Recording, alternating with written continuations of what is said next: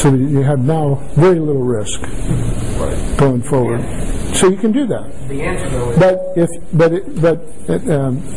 we're after, of course, passive investors. We don't want people looking over our shoulder and saying, "Oh, why don't you do this?" No, I'm sorry. I've been doing this a long time, and I do it my way.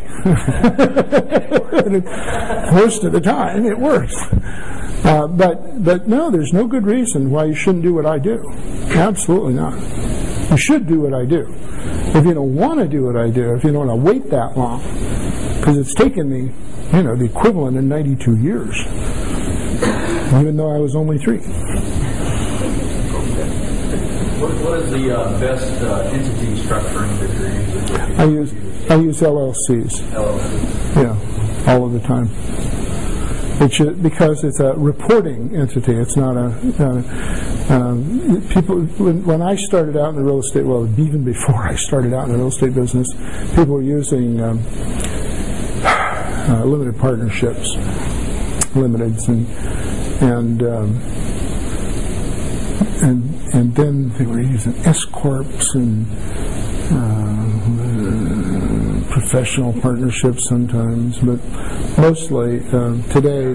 You go to your lawyer today, he'll tell you, LLC, real estate lawyer, he'll say, You're not electing an S corp through your LLC? No. This model works better for properties that have to be repositioned. This model works better for properties that need to be repositioned. Mm-hmm. Well, very often, the reason you're buying it is you can add some sweat equity and make it worth a lot more money. Okay.